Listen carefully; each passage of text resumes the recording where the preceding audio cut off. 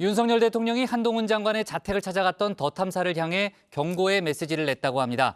공권력을 희롱하는 일을 어떻게 용인하겠느냐며 법을 지키지 않으면 어떤 고통이 따르는지 보여줘야 한다고 했다고 합니다. 더 탐사 측은 윤 대통령이 경찰에 수사 가이드라인을 제시했다며 강하게 반발했는데요. 한 장관을 향해서는 본인의 행동을 되돌아보라며 비밀번호를 건 아이폰을 경찰에 제출하기도 했습니다. 관련 논란을 정치 인사에 대해서 짚어봅니다.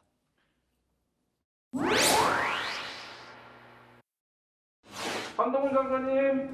없는 거 아니면? 지금 보내서 집에 없나 보다. 한동훈 장관님.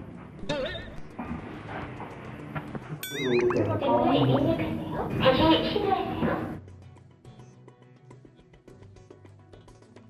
한동훈 법무부 장관의 집 앞까지 찾아간 더 탐사. 경찰이 한 장관과 그 가족에게 접근하지 말라 긴급 응급 조치를 내렸습니다. 스토킹 범죄 처벌법에 따른 건데요. 피해자가 접근을 완강히 거부했음에도 주거지를 진입해 불안감과 공포심을 유발했다는 겁니다. 더 탐사 측은 즉각 반발했습니다. 한 장관은 정당한 취재에 떳떳하게 임하라며 어느 공직자도 경찰을 사설 경호 업체로 이용할 순 없다 이렇게 날을 세웠습니다. 저희가 전례 없는 언론이라기보다는 이 정권이 전례 없는 정권이에요. 저희가 사실 과격한 것도 아니거든요. 가서 무슨 욕을 하면서 문을 두드리는 것도 아니고 방문을 해서 한동훈 장관 있으시면 우리랑 인터뷰를 하자라고 요구를 한 건데 이 정도는 사실 모두 다 하고. 경찰의 응급조치 결정문도 소셜미디어에 공개를 했는데요. 일부 개인정보는 검게 가렸지만 한 장관 아파트의 위치 정보와 호수는 그대로 노출이 됐습니다.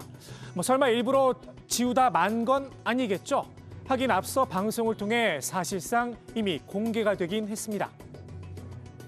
도곡동 타워 팰리스 앞이고요. 한동훈 장관 집 앞에 있습니다. 네, 더 탐사에서 취재하고 나왔습니다. 한동훈 장관님. 더 탐사가 올린 결정문. 피의자에겐 결정문이 아니라 통보서를 보냈어야 하는 게 아니냐 이런 지적도 나왔는데요. 통보서에는 주소 등 개인정보가 담겨 있지 않죠. 경찰 관계자는 형사소송법이 개정된 뒤 방어권 보장 차원에서 피의자에게도 관련 정보를 제공하고 있다 해명을 했는데요. 더 탐사 측이 항고 등 이의 제기를 할 수 있다고 판단을 해서 긴급 응급 조치를 결정한 사유가 자세히 적힌 결정서를 함께 보냈다는 겁니다. 더 탐사 기자들이 이미 주소를 알고 집 앞까지 찾아갔던 만큼 결정서를 보내도 큰 문제가 없을 거라 판단했다고 하는데요. 다만 한 장관의 주소는 가리고 결정서를 보냈어야 했다면서 주소가 제3자에게 공개될 거라고는 미처 예상하지 못했다고 설명을 했습니다. 글쎄요, 미처 생각하지 못했다는 해명, 책임을 피할 수 있을지는 모르겠습니다. 윤석열 대통령까지 지대한 관심을 표명한 사안이니 말입니다. 윤 대통령 어제 국무회의에서 더 탐사를 직접 겨냥한 발언을 했죠. 법무부 장관 집을 그런 식으로 찾아가 공권력을 희롱하면 되겠느냐, 어떻게 용납이 되겠느냐면서 법을 지키지 않으면 지킬 때보다 훨씬 고통이 따른다는 걸 보여줘야 한다고 말입니다. 국민의힘도 더 탐사를 향한 공세를 한층 강화하며 용산과 주파수를 마쳤습니다. 더 탐사라는 분들 그 전신인 그 매체에서 한때 저에게도 보복 취재를 하겠다고 경고를 한 적이 있어요. 근데 김재현 근데 제가 그 이야기를 듣고 굉장히 그 가슴이 서늘하더라고요. 그 보복 취재라는 게 취재 형식을 띈 보복을 의미하는 것 아니겠어요? 예. 매체 내지 언론이라고 보기는 어려운 거죠, 그게.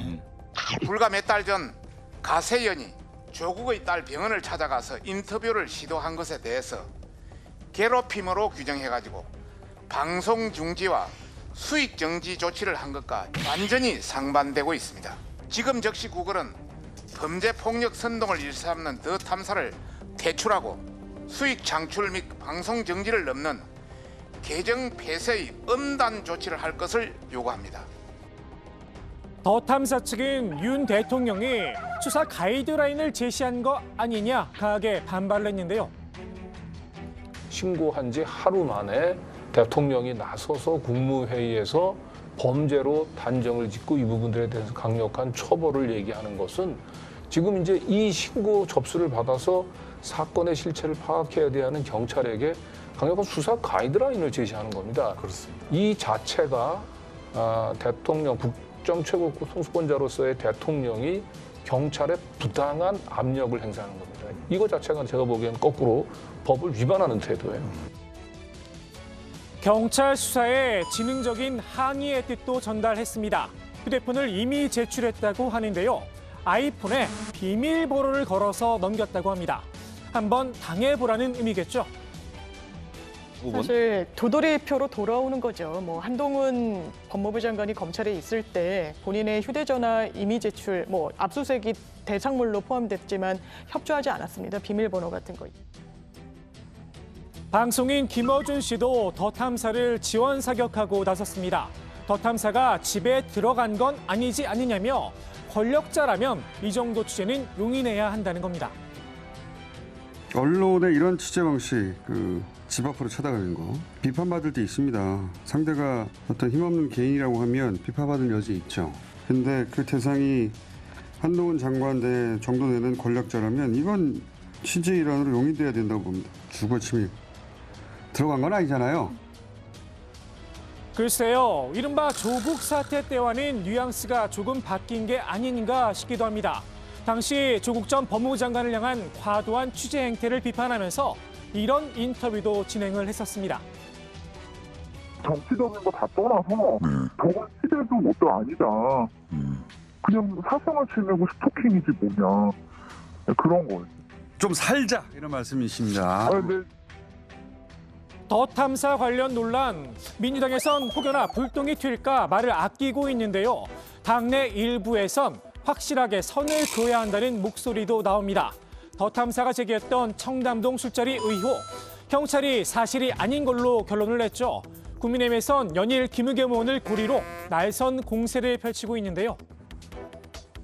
정치는 결국은 말로 하는 건데 김의겸이 김의겸 했다는 말 들어보셨습니까? 뭐냐면 아니면 말고식으로 계속 던지는 거예요, 이분. 벌써 몇 번째입니다. 확실하게 잘라내지 않으면 민주당도 함께 끌려 들어간다는 겁니다. 김의겸 의원의 청담동 첼리스트 사건도 김의겸 의원이 얘기했는데 그 뒤이어서 민주당 지도부에서 그거를 또 틀었어요.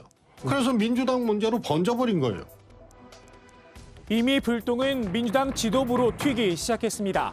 한 보수성향 시민단체가 청담동 술자리 의혹과 관련해 민주당 의원 8명을 허위사실 유포 등의 혐의로 경찰에 고발했다고 하는데요. 이재명 대표를 비롯한 당 지도부가 대거 포함이 됐습니다. 한동훈 장관을 잡으려던 더 탐사와 김의겸 의원, 의도와 달리 한 장관의 정치적 몸값은 오히려 더 뛰었는데요. 국민의힘에선 차기 전당대회 출마설까지 흘러나오고 있죠. 가능성은 크지 않아 보이지만 말입니다. 윤심을 한동훈 장관에게 실어주지 않겠느냐. 그래서 완전 새 판을 짜지 않겠느냐. 뭐 이런 설인 것 같더라고요. 그런 가정은 얼마든지 할 수는 있죠. 현실적이지 않습니까? 그 가정은? 불가능하다고 볼 수는 없죠. 그러나 제 개인적인 생각으로는 아직은 좀 이르지 않겠느냐 이런 생각을 하고 있습니다. 그래서 지금 차기 당대표로도 거론될 수도 있다라는 말이 나오는데 이 부분은 설득력 있다고 보십니까? 본인이 그런 선택을 할 가능성은 저는 없다고 봅니다. 그리고 지금 그렇게 될 경우에는 대통령께도 굉장한 부담이 될 텐데요. 예. 결과에 따라서. 네. 더 탐사와 김의겸 의원, 이쯤 되면 누구를 위해 종을 울렸는지 한 번쯤 생각해봐야 하지 않을까요? 오늘 정치 인사이드 이렇게 정리합니다. 정치 깡패다 이렇게 또 발언하지 않았습니까? 그 정치를 잘 하신다니까요. 정치적 용어로는 굉장히 아주